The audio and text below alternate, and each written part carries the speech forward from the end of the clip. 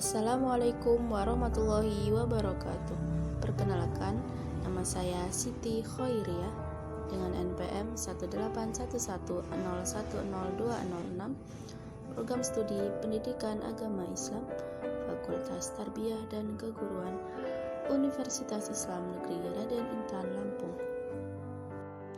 Dengan DPL Ibu Marlina Kamelia MSc, kelompok PPL 139. Di sini saya akan membahas materi kelas 12 SMK bab 6, iman kepada qada dan qadar Allah Subhanahu wa taala. A. Makna iman kepada qada dan qadar Allah Subhanahu wa taala.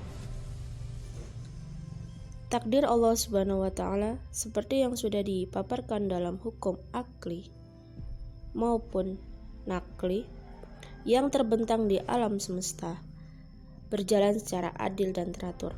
Takdir Allah Subhanahu wa taala disebut pula sunnatullah. Takdir itu ada yang baik dan ada pula yang buruk. Manusia tinggal memilih jalan hidup mana yang hendak ia usahakan.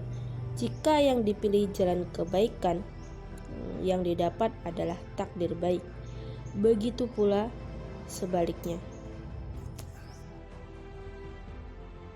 Kemudian B. Pengertian iman kepada qada dan qadar.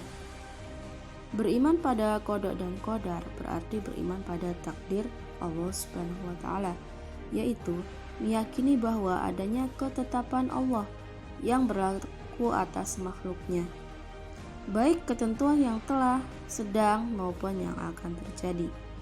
Qada menurut bahasa berarti menentukan atau memutuskan, sementara menurut istilah artinya segala ketentuan Allah Subhanahu wa taala sejak zaman azali. Adapun pengertian qadar menurut bahasa adalah memberi kadar, aturan atau ketentuan. Sementara menurut istilah berarti ketetapan Allah terhadap seluruh makhluknya tentang segala sesuatunya. Dalil tentang qada dan qadar. Firman Allah dalam Quran surah Ar-Ra'd ayat 11. Bismillahirrahmanirrahim. Innallaha la yughayyiru ma biqaumin hatta yughayyiru ma bi anfusihim. Yang artinya, sesungguhnya Allah tidak merubah keadaan sesuatu kaum sehingga mereka merubah keadaan yang ada pada diri mereka sendiri. Kemudian firman Allah dalam Quran surah Al-Furqan ayat 2. Wa khalaqa kulla syai'in faqaddarahu taqdira. Artinya, Allah telah menciptakan segala sesuatu lalu Dia tentukan takdirnya. Selanjutnya, hubungan antara takdir, ikhtiar, doa, dan tawakal.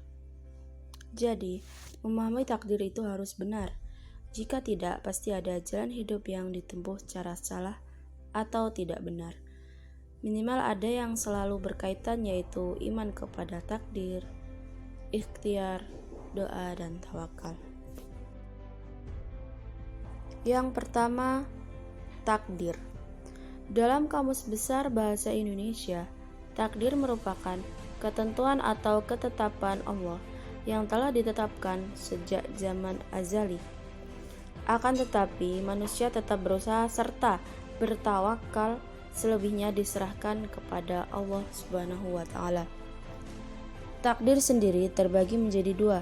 Yang pertama, yaitu takdir mubram, yakni takdir semata-mata ketentuan Allah, seperti kematian, kelahiran, dan jenis kelamin.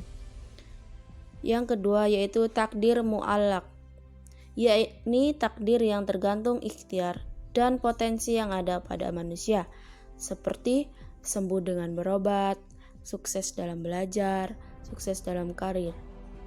Yang termasuk mu'allaq yaitu tingkat hidup, kecerdasan, kebahagiaan, dan kesejahteraan. Kemudian yang kedua adalah ikhtiar. Ikhtiar adalah berusaha sungguh-sungguh mencapai apa yang dicita-citakan. Walaupun kodok dan qadar manusia telah ditentukan oleh Allah, manusia tetap harus berikhtiar karena keberhasilan seseorang berada di pundaknya sendiri. Dan yang ketiga adalah doa. Doa adalah ikhtiar batin yang besar pengaruhnya bagi manusia yang meyakininya. Allah akan mengabulkan permohonan orang yang berdoa dengan sungguh-sungguh. Kemudian yang keempat, tawakal. Setelah kita beriman pada takdir dan telah berusaha dengan ikhtiar, selanjutnya adalah tawakal. Tawakal adalah menyerahkan segala urusan dan hasil ikhtiar kepada Allah Subhanahu wa Ta'ala. Lalu, apa hikmah beriman pada qada dan qadar? Hikmah beriman pada qada dan qadar yang pertama adalah semakin yakin yang terjadi di dunia ini adalah sunnatullah. Yang kedua, semakin termotivasi untuk berikhtiar guna mencapai cita-cita. Kemudian yang ketiga, keyakinan akan pentingnya doa bertambah.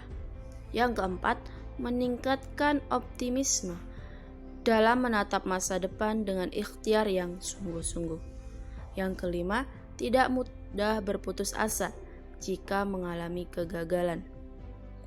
Dan yang keenam, menyadarkan manusia bahwa dalam kehidupan ini dibatasi oleh peraturan-peraturan Allah yang tujuannya untuk kebaikan manusia itu sendiri. Dan yang ketujuh, jiwa selalu tenang. Kemudian, penerapan perilaku beriman kepada qada dan qadar. Yang pertama, menjauhkan diri dari perilaku sombong dan putus asa. Yang kedua, memperbanyak bersyukur dan sabar. Dan yang ketiga adalah optimis dan semangat bekerja.